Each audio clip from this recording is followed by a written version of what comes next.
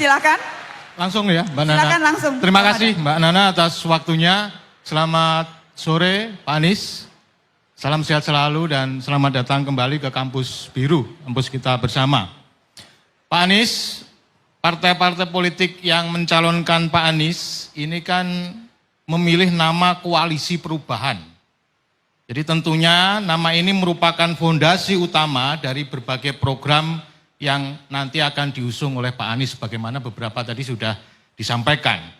Nah pertanyaan saya, ini sejauh mana sebenarnya perubahan ini akan Pak Anies implementasikan? Apakah perubahan total begitu? Perubahan mayor atau minor? Kalau dalam ujian skripsi ini revisinya revisi minor, revisi mayor atau ujian ulang gitu Pak Anies. Nah mungkin mohon itu bisa diberikan respon dulu secara gambaran besar apa kira-kira visi perubahan itu yang kemudian akan diimplementasikan oleh Pak Anies, apalagi jika dibandingkan dengan berbagai program yang sekarang ini sudah diselenggarakan oleh pemerintah. Ada follow up question apa cuma ini aja? Baik, silakan Mas Anies. Nanti kalau ada waktu saya akan kasih kesempatan untuk follow up, tapi tergantung waktunya ya Pak. Silakan dijawab dulu Mas Anies. Ya, pertama gagasan perubahan itu Pak mungkin berbeda dengan skripsi. Kalau skripsi barangnya udah jadi Pak kemarin. Jadi kalau kita kotak-atik itu barang. Kalau ini adalah kita bicara Indonesia ke depan, produk berikutnya.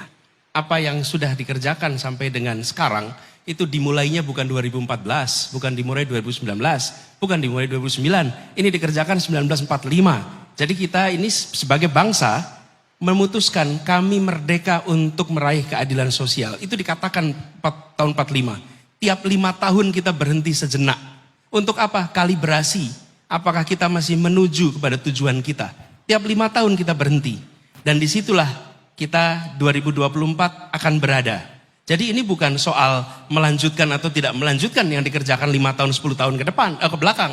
Tapi ini soal bagaimana kita meraih yang kita tuju ketika Republik ini didirikan. Jadi Prof.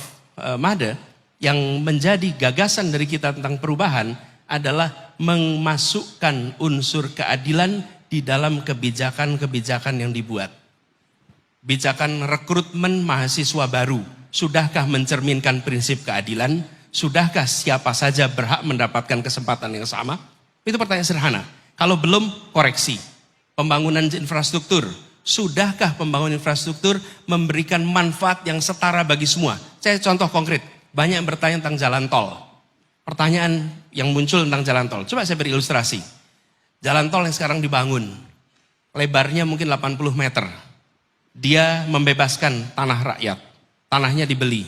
Lalu kemudian rakyatnya pindah. Pertanyaan, bolehkah rakyat menyertakan tanahnya di situ? Sehingga ketika tol itu nanti dibangun, sampai kapanpun keuntungan dari jalan tol itu juga diterima oleh orang-orang yang punya tanah yang di atasnya dibangun jalan tol. Ini prinsip keadilan.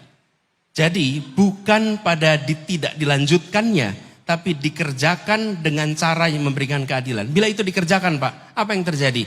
Rakyat yang terlewati jalan tol, dia bukan hanya penonton mobil-mobil orang Jakarta berlalu lalang, tapi mereka merasakan keuntungan dari kegiatan investasi di jalan tol. Karena jalan tol itu investasi swasta.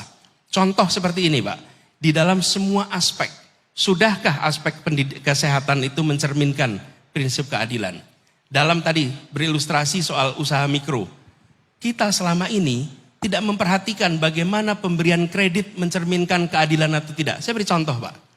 Ketika Bapak mau mengurus kredit untuk motor, kredit untuk mobil luar biasa mudah. Tapi kredit untuk rumah sulit. Di sisi lain, kalau Bapak punya rumah, punya akses, maka rumah itu nilainya akan naik terus. Sementara kalau beli motor dan mobil, nilainya akan turun terus. Apakah negara akan membiarkan praktek-praktek fasilitas-fasilitas yang tidak setara? Jadi nanti perubahan yang akan dirasakan adalah di semua aspek kebijakan, di situ ada unsur keadilan yang harus dihadirkan. Itu yang direncanakan mulai 24 ke depan. Jadi bukan mengubah yang sekarang sudah ada, tapi bukan mengubah dalam artian membatalkan, tapi justru memperkaya dan membuat perubahan itu dirasakan oleh semua rakyat di Indonesia. Begitu Pak, makasih. Oke, Pak Mada.